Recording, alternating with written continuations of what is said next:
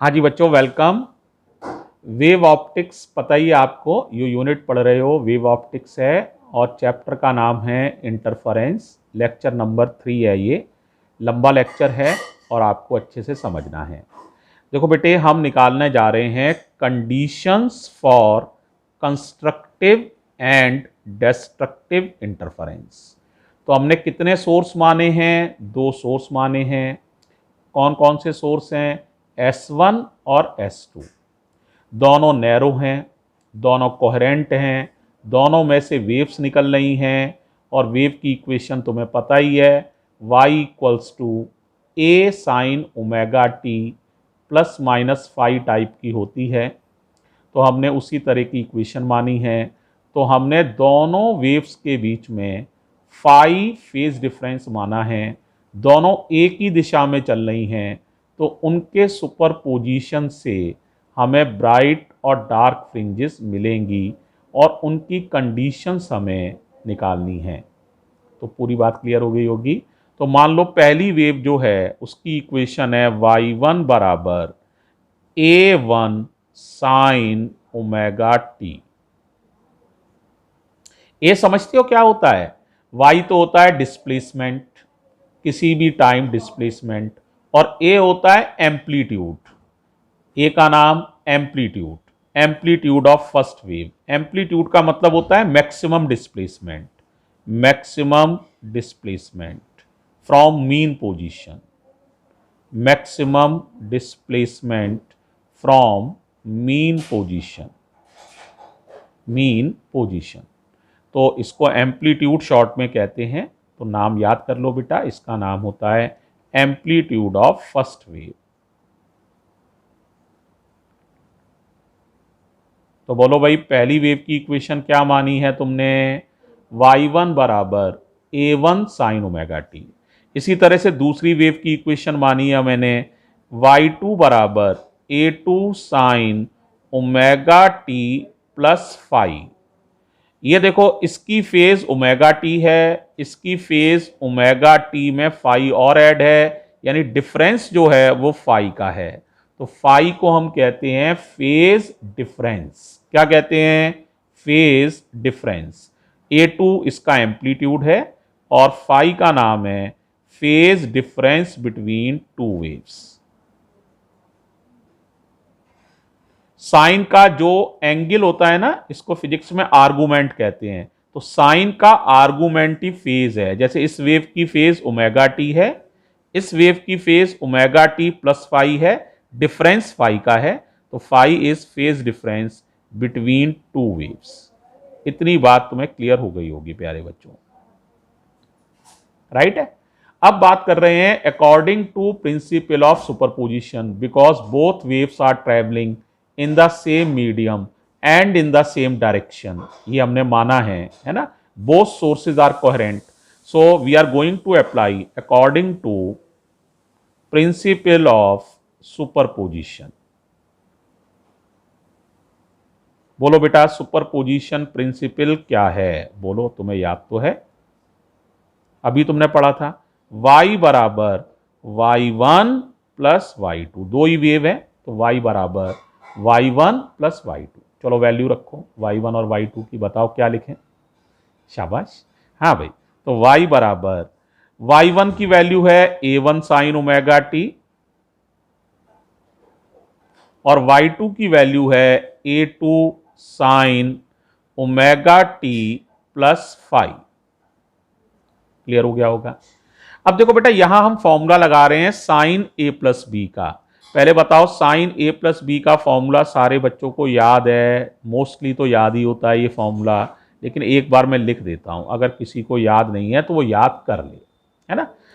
देखो, ये ट्रिग्नोमेट्री में फॉर्मूला है साइन ए प्लस बी। यहां पर ए का रोल ओमेगा टी प्ले करेगा, बी का रोल फाई प्ले करेगा। साइन ए प्लस बी का फॉर्मूला होता है sign A cos B plus cos A sine B. ये बेटे फॉर्मूलेशन है। तो इसको लगाओ, क्या बन जाएगा? y बराबर a1 साइन ओमेगा टी लिखा ही है, plus a2 sine omega T cos phi, A का रोल ओमेगा टी प्ले करेगा, बी का फाई, तो sine omega T cos phi. आगे बताओ, plus cos omega T sine phi. ये तो A2 लिखा ही है, यहां फॉर्मूला लगा दिया है साइन ए प्लस बी का, ये उसकी ओपनिंग है। अब देखो बेटे, ये बताओ दो वेव को मिलाएं तो क्या बनेगा। ये तो कोई भी बता देगा, दो वेव के सुपरपोजिशन से एक नई वेव ही बनेगी, कोई हाथी घोड़े तो नहीं बनेंगे दो वेव के मिलने से, है ना। तो बेटे हम समझ सकते हैं इन दोनों वेव से एक रिजल्टेंट वेव बनेगी, तो रिजल्टेंट वेव की इक्वेशन भी कुछ इसी टाइप की होगी। तो मैं इस टाइप की इक्वेशन को, हाँ सॉरी बच्चों, बीच में ना वीडियो मेमोरी फुल होने से कट गया था, लेकिन मैं दोनों वीडियोस को ऐड कर दे रहा है मैंने। तो आप जरा इसके आगे देखो, यहां तक मैं बता चुका था A1 sine omega T plus A2 sine omega T cos phi plus cos omega T sine phi. और मैंने ये कह रहा था आपसे कि दो वेव को मिलाओगे तो एक वेव ही बनेगी, कोई हाथी घोड़े नहीं बनेंगे। तो ये ना बेटा एक वेव का फॉर्मेट अब हमें दिखना चाहिए। तो वेव का फॉर्मेट कैसे दिखे, इसके लिए कुछ चीजें हम मानेंगे तो बिल्कुल आपको इसमें एक वेव दिखेगी साफ। तो जरा देखो कैसे। तो y बराबर, ये तो लिखा ही है A1 sine omega T, multiply करो अंदर A2 sine omega T cos phi plus A2 cos omega T sine phi. Right, अब देखो क्या क्या मान रहे हैं जरा देखो, इन दोनों में से क्या कॉमन है बताओ भाई, इन दोनों में से बताओ क्या कॉमन है। तो y बराबर कॉमन ले लो, क्या कॉमन है भाई, साइन ओमेगा टी। ठीक है, तो आप देखो जरा कॉमन लेने के बाद क्या मिलेगा आपको। तो A1 और A2 sine omega T cos phi, तो साइन ओमेगा टी कॉमन ले लिया हमने। अब बताओ क्या मिलेगा, यहां से मिलेगा A1 और यहां से मिलेगा A2 कॉस फाई। अरे बताओ भाई, क्लियर है। ठीक है, अब यहां से क्या किया भाई, ये तो जो लिखा है वही लिखा रहने दो। A2 क्या लिखा है, कॉस ओमेगा टी और साइन फाई। देखो अब क्या माना, ध्यान से समझो जरा। ठीक है बेटे, देखो ये जो है ना, ये A1 plus A2 cos phi, एक तो उसको कुछ लेट करो और एक A2 साइन फाई को लेट करो। तो मैंने लेट कर लिया, A1 plus A2 cos phi को लेट किया A कॉस थीटा। क्या लेट किया है, A कॉस थीटा। और A2 साइन फाई को लेट कर लो A साइन थीटा। लेट किया है, माना है।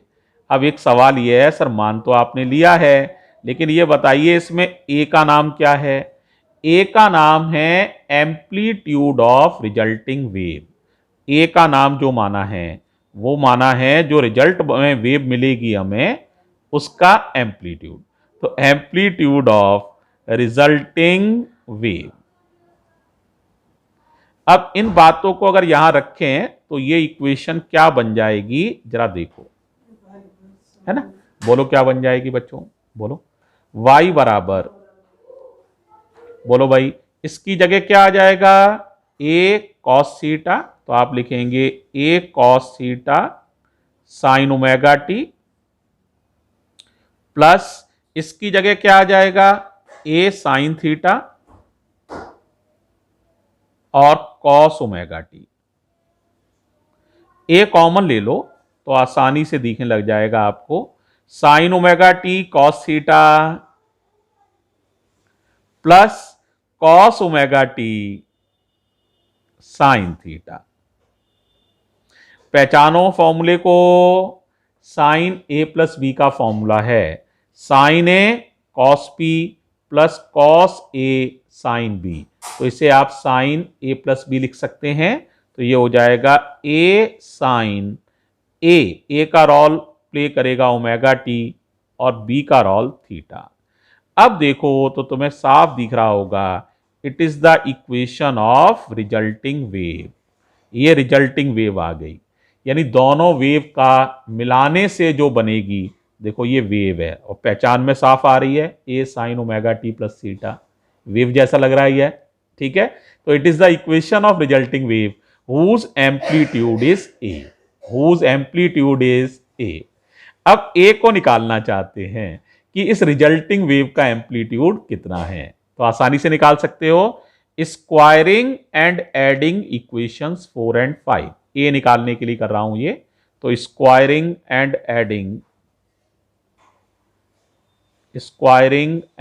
Adding equations 4 and 5। अब बताओ जरा क्या हो जाएगा, सारे बच्चे बताओ, स्क्वायर करो इसका स्क्वायर कर लोगे, ए प्लस बी का होल स्क्वायर है, ओपन करो, A1 square plus A2 square cos square five, A2 square cos square five plus 2A1 A2 cos five, 2A1 A2 cos five plus इसका स्क्वायर करो, A2 square sine square five, A2 square sine square five. हो गया। अब इधर square करो right hand side में, A square cos square theta plus A square sine square theta. आसानी से कर लोगे, कोई मुश्किल काम नहीं है, 9th जैसा वर्क है। अब जरा पहचानो बेटा क्या हो गया, पहचानो, आसानी से पहचान पा रहे होगे। देखो भाई, इन दोनों टर्म्स पर विचार करो जिनको मैं ऐसे करके रेक्टेंगल में बंद कर रहा हूं। बोलो क्या कॉमन है, A2 square common, cos square 5 plus sine square 5 1 हो जाएगा। इसी तरह से यहां देखो A square common, cos square theta plus sine square theta 1 हो जाएगा, ठीक है। तो मैं यहां से लिख रहा हूं, यहां ए स्क्वायर बचेगा, ये तो 1 ही हो गया, तो ए स्क्वायर बराबर क्या बचा, A1 स्क्वायर ये वाला प्लस यहां से A2 स्क्वायर कॉमन लिया था, ये 1 हो गया था, तो A2 स्क्वायर बच रहेगा, cos square 5 plus sine square 5 1 हो गया, और एक ये टर्म बचेगा 2A1 A2 कॉस 5। बहुत इंपॉर्टेंट रिलेशन है भाई, रिजल्टिंग एम्पलीट्यूड का स्क्वायर जो होता है, किसका स्क्वायर, रिजल्टिंग एम्पलीट्यूड का जो स्क्वायर होता है वो पहली वेव के एम्पलीट्यूड के स्क्वायर प्लस दूसरी वेव के एम्पलीट्यूड के square plus 2A1 A2 cos 5, 5 का नाम फेज डिफरेंस था, यहां से निकाला जा सकता है।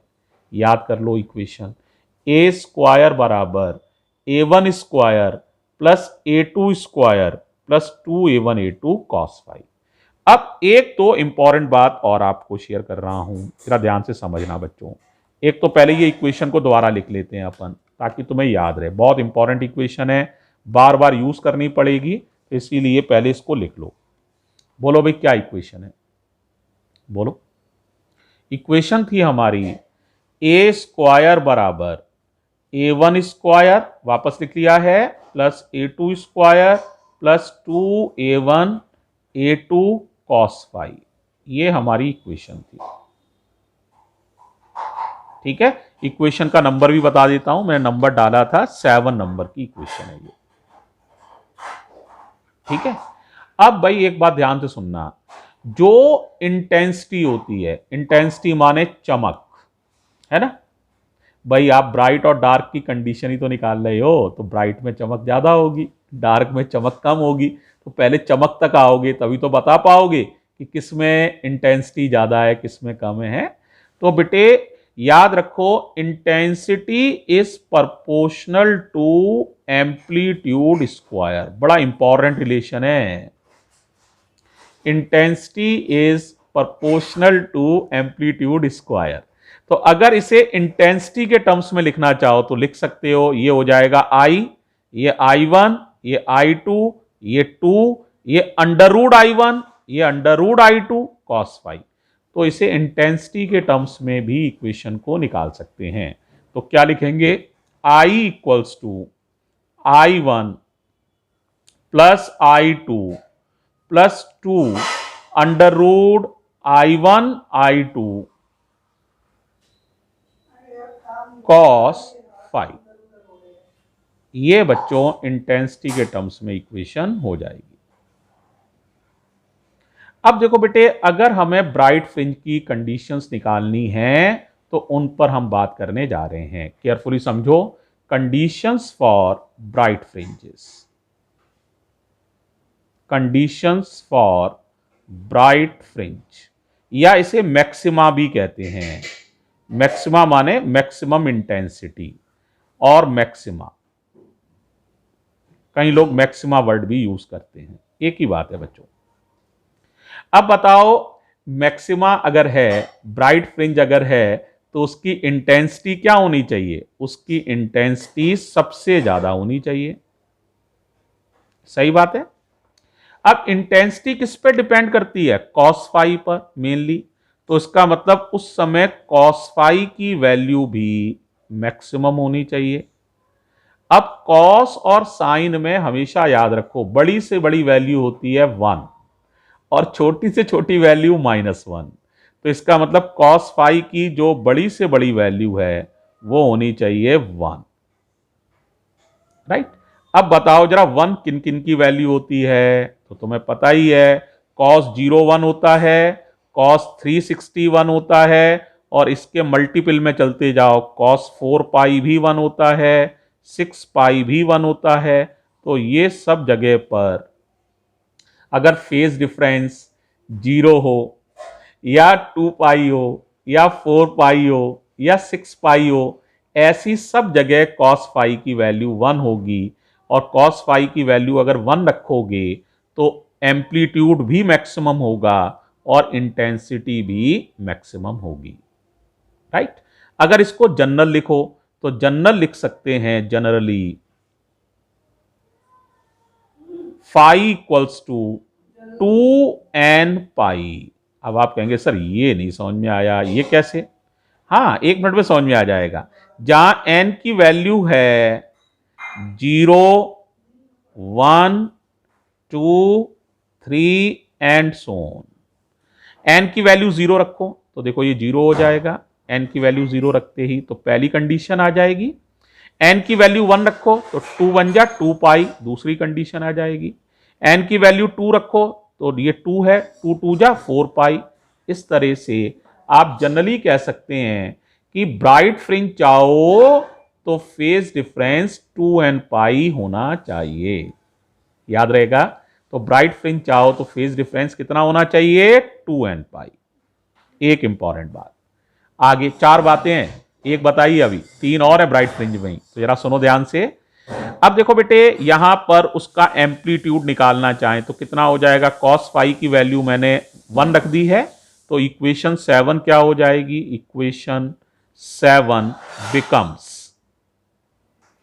बोलो, A square equals to A1 square plus A2 square plus 2A1 A2 और कॉस फाई की वैल्यू 1। कॉस फाई की वैल्यू 1। तो ये तो आप आराम से पहचान जाओगे, ये हो जाएगा A1 प्लस A2 का होल स्क्वायर। तो याद रखो उस समय एम्पलीट्यूड मैक्सिमम हो जाता है और उसकी वैल्यू हो जाती है A1 प्लस A2। तो याद रखो जब ब्राइट फ्रिंज मिलती है उस समय एम्पलीट्यूड मैक्सिमम हो जाता है और उसकी वैल्यू हो जाती है A1 प्लस A2। अगर इंटेंसिटी जानना चाहो तो तुम्हें पता है इंटेंसिटी जो होती है एम्पलीट्यूड स्क्वायर के प्रोपोर्शनल होती है। तो इंटेंसिटी हो जाएगी A1 प्लस A2 का होल स्क्वायर। ये सबसे बड़ी इंटेंसिटी होती है ब्राइट फ्रिंज की। जो इंटेंसिटी होती है वो A1 प्लस A2 का होल स्क्वायर होती है। अब एक बात और बता रहे हैं, ये बेटा वेव में ना एक रिलेशन पढ़ाया गया है 11th में। अगर याद हो तो अच्छी बात ही है, नहीं याद हो तो फिर तुम्हें याद करना पड़ेगा। जरा ध्यान से सुन लो, रिलेशन क्या है।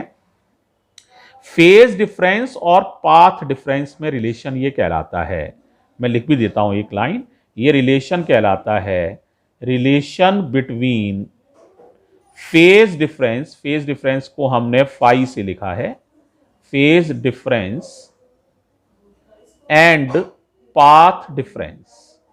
बाद में थोड़ा डिटेल भी कर दूंगा इसका भी कहीं पर, लेकिन फिलहाल आप रिलेशन याद कर लो। किन किन के बीच में रिलेशन है? फेज डिफरेंस में और पाथ डिफरेंस में, है ना। तो रिलेशन होता है phi equals to 2 pi upon lambda, lambda माने वेवलेंथ, इनटू एक्स। तो अगर मैं फाई की वैल्यू लगा दूंगा तो एक्स निकल आएगा। फाई की वैल्यू जनरल याद है 2n पाई थी, तो फाई की वैल्यू लगा रहे हैं 2n पाई बराबर 2 pi upon lambda into x. पहले फाई देखना चाहो 2n पाई कहां है, तो देखो ये डेराइव किया है तुमने। अच्छा कहां डेराइव है बताओ, दिखा? हाँ ये रहा 2n पाई। ठीक है, अब देखो वापस 2 पाई से 2 पाई कट जाएगा बच्चों, तो x की वैल्यू निकल आएगी n लैम्डा। इसका मतलब बेटा ब्राइट फ्रिंज के लिए पाथ डिफरेंस n लैम्डा होना चाहिए। अब तुम्हें n भी याद है, n कितना था ध्यान है? n को मैंने लिखा था 0 1 2 3 एंड सो ऑन। तो बताओ पाथ डिफरेंस अगर 0 है, दो वेव जा रही हैं, दोनों का रास्ता, चलने वाला रास्ता समान है, बराबर रास्ता चलें, तो उनके रास्तों का अंतर 0 हो जाएगा, तो ब्राइट फ्रिंज मिलेगी। या पाथ डिफरेंस आप n की वैल्यू 1 रख दीजिए, लैम्डा है, 2 लैम्डा है, 3 लैम्डा है। तो अगर पाथ डिफरेंस लैम्डा का इंटीजर मल्टीपल है तो यहां पर हमें ब्राइट फ्रिंज मिलेगी। ठीक, देखो फिर समझ लो कैसे। देखो थोड़ा मैं समझाने के लिए कहता हूं। देखो जैसे ये दो सोर्स हैं, समझने के लिए एक डायग्राम बना रहा हूं। ये स्क्रीन है, ये मिड पॉइंट है। अब बेटे अलग अलग पॉइंट हम देखें, जैसे एक ये पॉइंट हो गया, एक ये पॉइंट हो गया, एक ये पॉइंट हो गया, ऐसे बेटे करोड़ों पॉइंट्स होंगे। अब S1 से भी वेव P0 पर पहुंच रही हैं, S2 से भी वेव P0 पर पहुंच रही हैं। अब इसने भी कुछ रास्ता चला होगा, इसने भी कुछ रास्ता चला होगा, इसके द्वारा चला गया रास्ता S1 P0 है, इसके द्वारा चला गया रास्ता S2 P0 है। अब अगर ये इन रास्तों का अंतर निकालें, बड़े में से छोटा रास्ता घटाएं, तो कुछ ना कुछ आंसर आएगा। अगर वो रास्ता का अंतर n लैम्डा के बराबर आ जाए, यानी अंतर या तो 0 हो, जैसे यहां पर ये दोनों रास्ते बराबर हैं क्योंकि ये मिड पॉइंट है, तो यहां अंतर 0 आएगा। 0 आने का मतलब यहां ब्राइट फ्रिंज बनेगी। अब ऐसे ही ये P2 पर जाना हो तो S1 से चलोगे तो ये रास्ता S1 P2 हो जाएगा, यहां से चलोगे तो ये रास्ता S2 P2 हो जाएगा। अब तुम ध्यान से देखो, केयरफुली देखना जरा, एक रास्ता छोटा दिखेगा तुम्हें, एक रास्ता देखो तुम्हें बड़ा दिखेगा। तो इन रास्तों का अंतर निकालें हम, S2 P2 में से घटाएं S1 P2, तो कुछ आंसर आएगा। अब मान लो वो आंसर लैम्डा आ जाए, या 2 लैम्डा आ जाए, या 3 लैम्डा आ जाए, तो कैलकुलेट करके ही पता चलेगा। तो फिर इसका मतलब यहां पर ब्राइट फ्रिंज बनेगी। और अगर ये इतना नहीं आता है, लैम्डा का इंटीजर मल्टीपल नहीं आता है, तो यहां ब्राइट फ्रिंज नहीं बनेगी। तो ये बात को यहां पर समझाया गया है, राइट। तो बच्चों इस तरह से ब्राइट फ्रिंज की कितनी बातें बताई मैंने ब्राइट फ्रिंज के बारे में? 4। एक बार दोबारा देख लो, याद करनी है ये बातें। फेज डिफरेंस 2n पाई हो तो ब्राइट फ्रिंज, ब्राइट फ्रिंज का एम्पलीट्यूड होता है A1 प्लस A2, इंटेंसिटी होती है A1 प्लस A2 का होल स्क्वायर। तो फेज के टर्म्स में देखो तो अगर फेज डिफरेंस 0 हो, 2 पाई हो या 4 पाई हो तो वहां ब्राइट फ्रिंज बनती है। और अगर पाथ के टर्म्स में देखो तो अगर दोनों वेव के द्वारा चला गया रास्तों का अंतर 0 हो, या लैम्डा हो, या 2 लैम्डा हो, इस प्रकार का हो, तो वहां ब्राइट फ्रिंज बनती है। तो ब्राइट फ्रिंज की बात खत्म हो गई। अब मैं डिस्कस कर रहा हूं कंडीशंस फॉर डार्क फ्रिंजेस। तो पेज पलट रहा हूं, जरा फिर दोबारा समझना। कंडीशंस फॉर डार्क फ्रिंजेस, इसको मिनिमा कहते हैं। मिनिमा माने वहां पर इंटेंसिटी सबसे कम होती है। कंडीशंस फॉर डार्क फ्रिंजेस यानी मिनिमा। मिनिमा की शर्तें। मिनिमा माने ऐसी जगह जहां इंटेंसिटी मिनिमम है, चमक सबसे कम है, एम्पलीट्यूड मिनिमम है। दोनों बातें कह सकते हो। अब चाहे इंटेंसिटी का फॉर्मूला देखो, चाहे एम्पलीट्यूड का लो देखो, ये है फॉर्मूला। दोनों कॉस फाई पे डिपेंड करते हैं। तो कॉस फाई क्या होना चाहिए? मिनिमम। कॉस फाई अगर मिनिमम होगा तो इंटेंसिटी भी मिनिमम हो जाएगी। कॉस फाई यदि मिनिमम होगा तो एम्पलीट्यूड भी मिनिमम होगा और डार्क फ्रिंज वहां बनेगी। तो इसका मतलब it implies that cos phi should be minimum, right. अब कॉस में मिनिमम वैल्यू बताओ। कॉस में मिनिमम वैल्यू कितनी होती है? -1। सबसे छोटी वैल्यू -1, सबसे बड़ी वैल्यू +1। अब -1 किन किन की वैल्यू होती है कॉस में? तो बच्चे बता सकते हैं। कॉस 180 डिग्री -1 होता है। अब 2 पाई जोड़ते जाओ तो फिर आपको हर जगह जहां -1 होगा वो बता सकते हो। तो पाई के बाद 3 पाई, फिर 2 पाई जोड़ लो, 5 पाई, 7 पाई। ये फेज डिफरेंस अगर होगा तो बेटे उस समय आपको डार्क फ्रिंज मिलेगी। अब इसको जनरली कैसे लिख सकते हो? जनरली कैसे लिख सकते हो? जनरल वे में फाई बराबर 2n+1 पाई। अब कई बच्चों कह रहे होंगे सर ये तो बात कुछ क्लियर नहीं हुई है, कैसे हो गया 2n+1 पाई, ये बताइए। देखो n की वैल्यू वही है, तुमने याद ही है, लिखी थी 0, 1, 2, 3 एंड सो रख के देखो। n की वैल्यू 0 रखोगे तो ये हो जाएगा 1 पाई, ये तो 0 ही हो गया, पाई 1 जा पाई। n की वैल्यू 1 रखोगे, 2 1 जा 2 और 1 जोड़ लो 3 पाई। n की वैल्यू 2 रखोगे, 2 2 जा 4 और 1 5 पाई। तो सारी वैल्यूज मिल जाएंगी। तो याद रखना बहुत आसान है कि डार्क फ्रिंज के लिए फेज डिफरेंस 2n+1 पाई होना चाहिए। अब जरा मैं बात करता हूं एम्पलीट्यूड की। एम्पलीट्यूड का फॉर्मूला तुम्हें याद ही है, a² बराबर a1² plus a2² plus 2a1 a2 cos phi, और कॉस फाई की वैल्यू -1। इक्वेशन 7 थी ये, इसी में मैंने कॉस फाई की वैल्यू -1 लिख दी है क्योंकि मैं डार्क फ्रिंज की कंडीशंस निकाल रहा हूं। तो देखो बेटा आप समझ ही सकते हैं, ये a1 माइनस a2 का होल स्क्वायर हो गया। तो a² बराबर a1 माइनस a2 का होल स्क्वायर, स्क्वायर से स्क्वायर कैंसिल, तो a हो गया a1 माइनस a2। याद रखो ये एम्पलीट्यूड की मिनिमम वैल्यू है। तो मिनिमम वैल्यू ऑफ एम्पलीट्यूड होती है a1 माइनस a2। और इंटेंसिटी अगर मिनिमम निकालना चाहो तो एम्पलीट्यूड का स्क्वायर कर देना है, डरने वाली कोई बात नहीं है। a1 माइनस a2 का होल स्क्वायर, ये है मिनिमम इंटेंसिटी।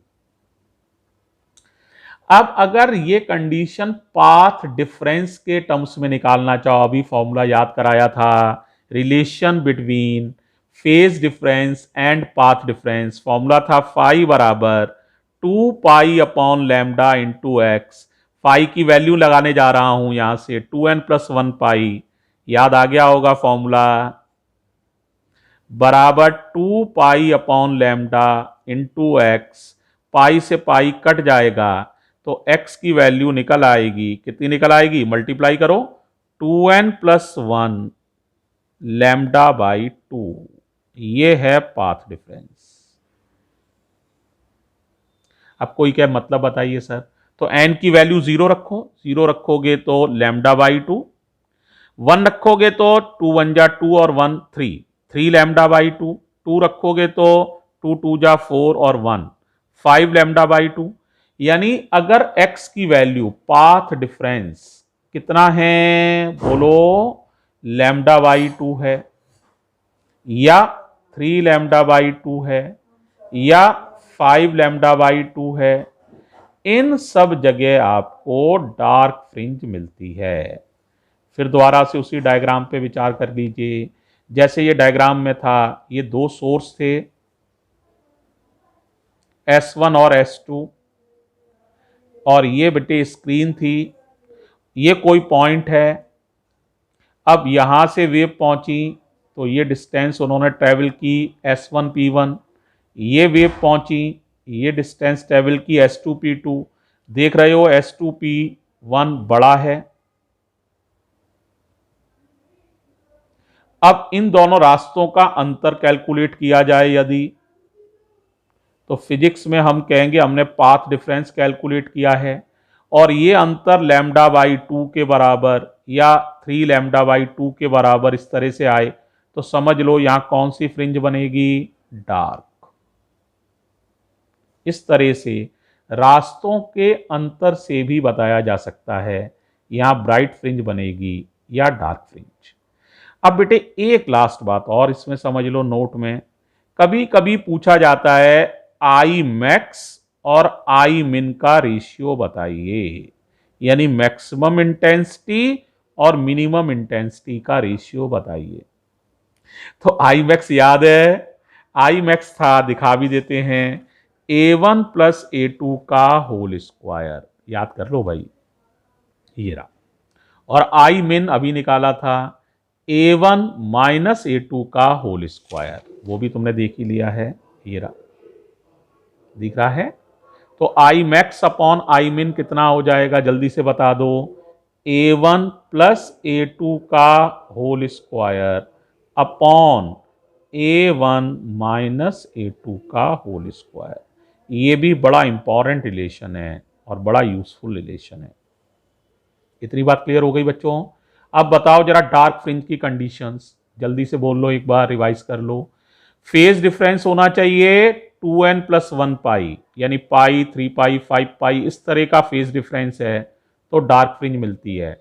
डार्क फ्रिंज का एम्पलीट्यूड होता है A1 माइनस A2, और इसकी इंटेंसिटी होती है A1 माइनस A2 का होल स्क्वायर, और इसके जो पाथ डिफरेंस की इक्वेशन है वो है 2n plus 1 lambda by 2, right. और आई मैक्स अपॉन आई मिन होता है A1 प्लस A2 का whole square upon A1 minus A2 का होल स्क्वायर। वीडियो लंबी है, 2 बार देखना भाई साहब, तभी पूरी समझ में आएगी, और नोट्स बना लेना, ठीक है। थैंक यू बेटे, थैंक यू सो मच।